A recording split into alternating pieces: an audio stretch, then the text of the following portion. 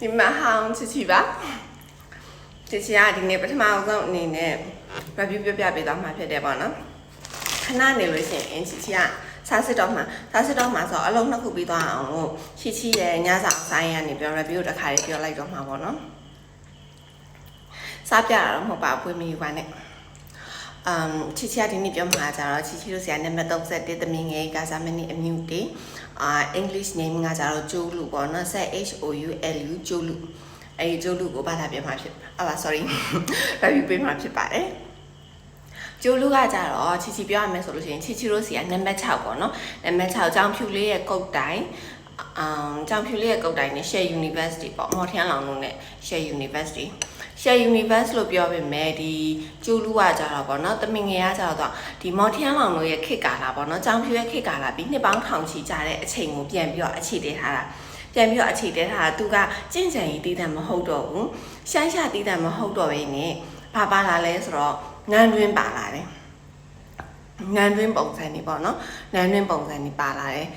နန်းတွင်းပုံစံနေပါလာတယ်သူတို့တွေကဒီနန်းတွင်းဘရင်နဲ့အမတ်တွေရောပေါ့နော်သူတို့တနိုင်ငံလုံးကကြင်ကြံဖို့တော့ကြိုးစားကြတယ်ပေါ့နော်ဒါပေမဲ့သူတို့ရဲ့ခေတ်ကာလကကြင်ကြံရေးခေတ်ကာလကြီးပြောရမယ်ဆိုလို့ရှိရင်ကွာနှစ်ပေါင်းများစွာရွေ့လျားလာတဲ့အခါကျတော့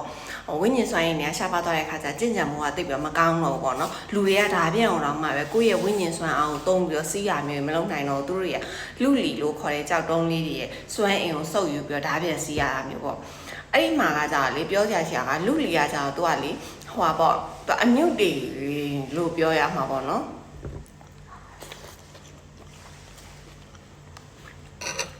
မော်ထျန်းလောင်လို့မျိုးဝိညာဉ်ကြောက်တော့အဲ့ဆိုတော့မဟုတ်တော့ဘာလို့လဲဆိုတော့မော်ထျန်းလောင်လို့ထဲမှာတော့ကြာဝိညာဉ်ကြောက်တော့လင်းရှိလို့သုံးထားဆိုတော့လေဒီဘက်မှာကြာလူလီလို့သုံးထားတယ်တူပြီးအောင်လားချီလဲတေးချာတော့အရင်နားမလဲဘူးပေါ့နော်နားမလဲဘူးဆိုပေမဲ့လူလီကကြာတော့ချီထင်တာကသူကလင်းရှိတွေလောက်တော့သူကဟိုစွမ်းအားမရှိဘူးပေါ့အဲ့လိုမျိုးထင်တာပဲဒါဇာကြောင်ရဲ့ပုံစံပေါ့နော်ဇက်လန်းရဲ့အခြေတည်တဲ့ပုံစံနဲ့ပြပြအဲ့ပြီးသွားတဲ့အခါမှာဇက်လန်းရဲ့ပုံစံပြပြမယ်ဇက်လန်းရဲ့ပုံစံကကြတော့သူကအေကရီရဲ့တင်တာပြီးကျိုးလူဆိုစစ်သူကြီးနဲ့နေသားမင်းနဲ့ပေါ့နော်နေသားမင်းနဲ့ပေါ့သူတို့ရဲ့ဇက်လန်းဒါပေမဲ့အဲ့ဒီမှာတော့ကကြတော့အတိတ်ဘဝတော့ MC ကနေပြီးတော့ ML ကို MC ကရှင်းกว่า ML ကလော့ရှန်လော့နဲ့လင်းရှင်းနဲ့ချီချီယာရှင်းနဲ့လော့လို့ပဲပြောသွားတော့မယ်နော်လော့က main lead ဖြစ်တယ်ရှင်းကကြတော့ main character ဖြစ်တယ်โอเคနော်ရှင်းကကျိုးလူပေါ့နော်သူကကျိုးလူစစ်သူကြီးကျိုးလူအေကရီရဲ့တင်နာပရိစစ်သူကြီးပဲသူကကြတော့လူလီတွေကိုရှာဖွေဖို့တွေနဲ့လူလီတွေကိုစူးစမ်းမှုတွေအတွက်ကိုတာဝန်ယူပေးရတယ်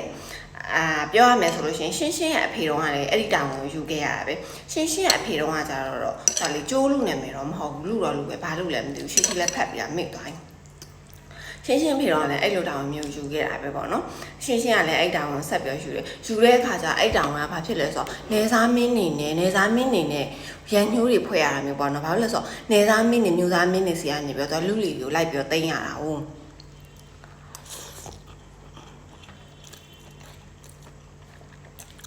အဲ့လိုမျိုးဆိုရှင်းမှာရန်ညိုးတွေများရပါအဲ့ထဲမှာလူနေသားမင်းဖြစ်လာတဲ့ရှန်တော့ရှင်းကသဘောကျသူတို့တွေငယ်ငယ်ကရှင်းရှန်လို့သဘောကျအဲ့အတိတ်ဘဝတော့ကြာသွားရှန်လို့ဖမ်းပြီးတော့ချုပ်ထားတယ်သူအခန်းထဲမှာချုပ်ထားတယ်ချီကိုလာပြီးတော့မေးကြတယ်ဒီလားအဲ့အခန်းကိုဖတ်ပြီးလို့ရှင်လေရှင်းကမင်းကြီးလားရှင်းကကုန်းလားရှင်းကကုန်းလားရှန်လို့ကရှုပ်လားနေမိတာမဟုတ်ဘူးရှင်းကရှုပ်ရှန်လို့ကကုန်းရှုပ်ဟာကုန်းကိုဖမ်းချုပ်ထားတာသူအဲ့အခန်းထဲမှာပြောင်းရင်နော်ရှုပ်ဟာကုန်းကိုအိတ်ခန်းထဲမှာဖမ်းချုပ်ထားတာဖမ်းချုပ်ထားပြီးတော့ဖိအားပေးပြီးတော့သူနဲ့အတူတူနေခိုင်းတာပေါ့နော်သူတို့နှစ်ယောက်ရဲ့ဘာညာတွေကားကနေပါလည်းရှိတယ်ပေါ့အဲ့မှာတော့အဲ့လိုနေပဲသူတွေနောက်ပိုင်းကျတော့ခေကတဖြည်းဖြည်းနဲ့ပြတ်သွားတယ်လို့ပြောမှာပေါ့နော်အဲ့ချိန်မှာရှင်းကအရင်တည်သွားတယ်အဲ့တည်တဲ့အကြောင်းကြီးကစပွိုင်းဖြစ်မှာဆိုလို့ချီမပြောတော့ဘူးရှင်းကတည်သွားတယ်တည်သွားပြီးတော့သူပြန်လဲမွေးဖွားလာတယ်ပေါ့သူပြန်လဲမွေးဖွားလာတဲ့အခါမှာသူကအသက်6နှစ်ပဲရှိသေးတယ်အသက်6နှစ်ပဲရှိသေးတဲ့အခါကျတော့ငယ်လေးပဲရှိသေးတယ်ပေါ့ဒါပေမဲ့သူပြန်လဲမွေးဖွားလာတဲ့နေ့မှာပဲပေါ့နော်ထူးထူးဆန်းဆန်းအရင်ဘဝတုန်းကပေါ့နော်အသက်ရှိနေသေးတဲ့ သူရှင်းရှင်းတော်တော်လေးအရွယ်ရောက်ပြီးစစ်သူကြီးကျိုးလူဖြစ်တယ်ဆိုတဲ့အချိန်လောက်ကြာမှရှင်းရှင်းကိစ္စချောပလိုက်တဲ့အဲ့ဒီအိမ်ရဲ့အကြီးဆုံးသခင်လေးပေါ့နော်သူကဝိညာဉ်ပြောက်ပြီးတော့ကိစ္စချောသွားတယ်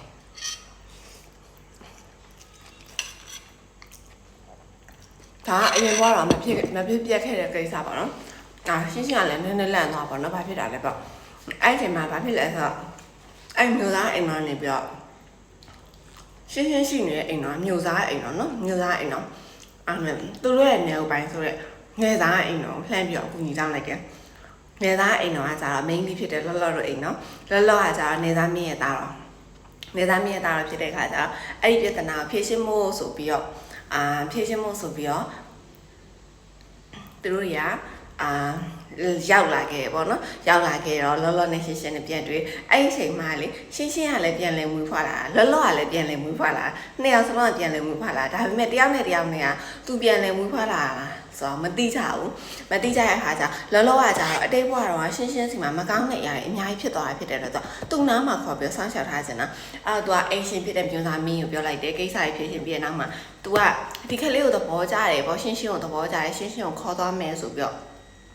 တော့ရှင်းကိုခေါ်သွားလိုက်တယ်ရှင်းကလည်းပဲလိုက်ရှင်တယ်ဆိုပြီးလိုက်သွားတယ်ချက်ဖို့ကောင်းတာသိလားညာအိတ်တဲ့အခါကျတော့လေလောကလေသူ့အိမ်ရတယ်အိတ်ခိုင်းတာရှင်းကဘာပြောလဲဆိုတော့လေသူကလေဖြူစင်ကျင်အောင်ဆောင်းတာသိလားခလီပုံစံမျိုးနဲ့လေတကယ်တော့သူ့ရဲ့ဒီခန္ဓာကိုယ်ထဲမှာလူကြီးတဲ့ဝိညာဉ်ရှိနေတဲ့ဟာကိုလေသူကခလီပုံစံမျိုးနဲ့ကျွန်တော်ကသခင်လေးရဲ့အိမ်ကိုနွေးအောင်လုပ်ပေးရမှာလားဆိုပြီးတော့လောကလည်းရှက်သွားပါတော့ဒါပေမဲ့လောကလည်းရှင်းလေးနဲ့တူတူအိတ်ချင်တဲ့အခါကျတော့လေဟုတ်ကဲ့ဆိုပြီးတော့သူအိတ်ခိုင်းနေတာပေါ့သူတို့ခလေးဘွားမှာလောရှင်းကိုခေါ်ပြီးတော့ဆောက်ရှောက်ထားမယ်ဆိုပေမဲ့ရှင်းကကြတော့လောကသူ့အဖေရဲ့သားဆိုတာသိရင်ပေါ့နော်အတိတ်ဘွားဖြစ်ခဲ့တဲ့ဟာတွေကိုလည်းသူ့စိတ်ထဲမှာပြောရမယ်ဆိုရင်လက်ပြမတန်ပေါ့နော်အဲ့တော့ပြီးတော့နောက်တစ်ခါကျရှင်းကသူ့ရဲ့ဆရာကိုသွားရှာခြင်းနဲ့သူ့ဆရာနဲ့အတူနေခြင်းနဲ့အတိတ်ဘဝတော့သူ့ဆရာကတည်သွားခဲ့အဲ့ဒီကိစ္စကလည်းပဲရှင်းပေါ်မှာအများကြီး effect ဖြစ်သွားတယ်ဆိုတဲ့အခါကျတော့ရှင်းကသူ့ဆရာနဲ့အတူတူနေခြင်းနဲ့သူ့ဆရာကိုအနားမှာစောင့်ရှောက်ပေးခြင်းနဲ့ဒါပေမဲ့လည်းပဲလောကကြတော့သူ့ဆရာရှင်းပေါ်မကောင်းလို့ရှင်ဒီကြားထဲမှာနည်းနည်းအထင်လွဲကြကိစ္စရှိရပေါ့နော်သူ့ဆရာစီကိုမသွားစေချင်တဲ့အခါကျတော့သူကရှင်းကိုသူ့နားမှာပဲခေါ်ထားခြင်းနဲ့အဲ့ဒီလိုနဲ့ပဲပေါ့နော်ဒါကတော့သူတို့အချင်းချင်းစိတ်ထဲမှာပဲပေါ့နော်အပြင်မှန်းကတော့အဆင်ပြေဆက်ဆံနေတယ်ဒါပေမဲ့လောရဲ့တငယ်ချင်းပေါ့နော်လောရဲ့တငယ်ချင်းလောအဖေရဲ့တငယ်ချင်းရတယ်လောအဖေရဲ့တငယ်ချင်းလောတငယ်ချင်းတွေရဲ့အဖေလောအဖေရဲ့တငယ်ချင်းတို့တွေကအဖေလည်းတငယ်ချင်းကလေးလည်းတငယ်ချင်းပေါ့နော်အဲ့ဒီအမွှာညီကိုရဲ့အဖေကအန်နေကြုံပြီးနေရပေါ့နော်သူတို့ဆီမှာပြဿနာရှိနေပြီးတော့ခေါ်တဲ့အခါကျလောကရှင်းကိုလည်းခေါ်ပြီးတော့လောမိသားစုကအဲ့ဒီနေပေါ့နော်သူကအရှိပဲလားနေသားမင်းအိမ်တော်သူတို့သွားကြတယ်သွားကြတဲ့အခါကျတော့အရှိပဲနေသားမင်းအိမ်တော်ကိုသွားကြတဲ့အခါကျတော့ဘာဖြစ်လဲဆိုတော့ရှင်းရဲ့ဆရာနဲ့တွေ့သွားတယ်ရှင်းရဲ့ဆရာနဲ့တွေ့သွားပြီးတော့ရှင်းရဲ့ဆရာကတော့ဒီရှင်းရဲ့အဖေနဲ့တငယ်ချင်းတွေပေါ့နော်သူကရှင်းကိုတွေ့တဲ့အခါကျတော့ရှင်းကိုကမင်းငါနဲ့လိုက်ခဲ့မလားပေါ့နော်ငါမင်းကိုပညာရေးသင်ပေးမယ်ဘာညာသားတကားဆိုပြီးတော့ဘာညာသားကဆိုပြီးတော့ရှင်းကိုခေါ်သွားတယ်ခေါ်သွားပြီးတော့ရှင်းကလည်းပါသွားတယ်လောကိုထားခဲ့တယ်ဒါပေမဲ့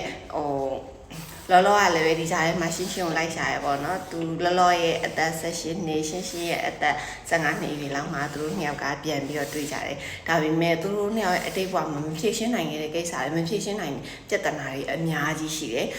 ရှင်းရဲ့အမိနဲ့ပတ်သက်တာတွေအဖေနဲ့ပတ်သက်တာတွေပေါ့နော်သူတို့ဒီလူလီကြောင်တုံးတွေကိုရှင်းရဲ့အဖေကလိုက်ရှာတာဖြစ်တဲ့လူလီကြောင်တုံးတိုက်ကိုတွေးခဲ့လားဆိုတာတွေပေါ့နော်အဲ့ဒီပြဿနာတွေအများကြီးရှိခဲ့တယ်အဲ့ဒီပြဿနာတွေကတော့နိုဘယ်ကိုဖတ်ရင်းနဲ့ပဲကိုဖာတာကိုကြည်သွားလိုက်တော့